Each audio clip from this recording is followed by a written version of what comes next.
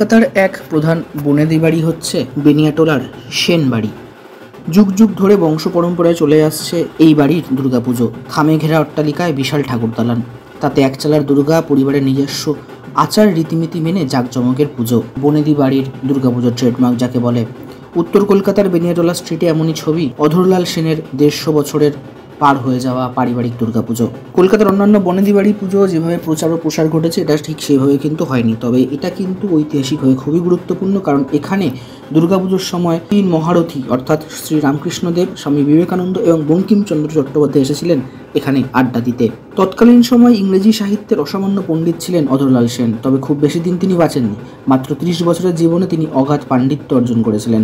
একদিকে ছিলেন ইংরেজি সাহিত্যের পণ্ডিত, অন্যদিকে ছিলেন সেই সময়কার বিখ্যাত কবি। তার লেখা 2টি কবিতার বই সে যুগে যথেষ্ট প্রশংসিত ছিল। আবার এই অল্প সময়েই তিনি ডেপুটি ম্যাজিস্ট্রেট হন। সেই সুবাদে বন্ধুত্ব হয় বঙ্কিমচন্দ্র চট্টোপাধ্যায়ের সাথে।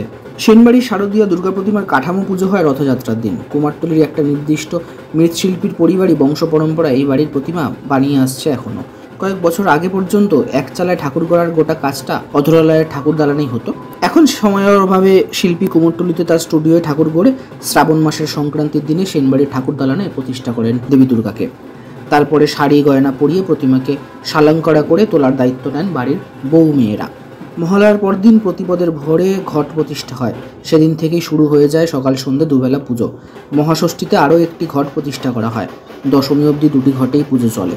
অধরালয়ের পুজোয় মা দুর্গাকে শুকনো অন্নভোগ নিবেদন করা রীতি। নৈবেদ্যে দেওয়া হয় চাল, রান্না করা ভোগ নয়। বদলে মায়ের ভোগে থাকে লুচি, নানা রকম ভাজা ও বিভিন্ন মিষ্টি। বাইরে থেকে রাঁধুনি আসে, ভিয়েন বসে, কিন্তু ঠাকুরের ভোগ সবার জন্য নয়। পরিবারের সদস্যদের এবং অতিথি অভ্যাগতদের জন্য আলাদা খাবারের ব্যবস্থা করা হয়। তবে সবটাই নিরামিষ। বিজয়া দশমীতে আমিষ খাওয়া দাওয়া, সেদিন মাছ, মাংস, ডিম 3টেই থাকে পাতে। পরিবারের মহিলারা দশমীতে দুর্গাবরণের পরে উপোস ভেঙে খাওয়া দাওয়া সেরে নেন। সেনবাড়ির দুর্গাকে বিসর্জন দেন শুধু পুরুষরা।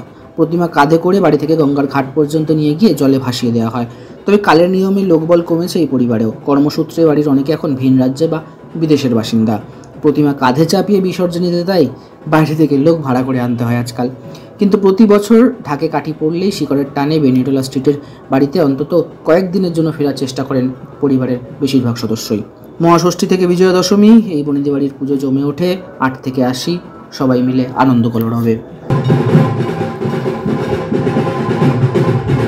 ভিডিওকে লাইক এবং শেয়ার করার অনুরোধ রইল। আর যদি আমার ভিডিও ভালো লেগে থাকে আপনাদের, তাহলে অবশ্যই চ্যানেলটা সাবস্ক্রাইব করে রাখবেন। আমি এই ধরনের আরও অনেক ভিডিও আনতে চলেছি আগামী দিনে। পরের ভিডিওতে দেখা হবে। Till then, take care.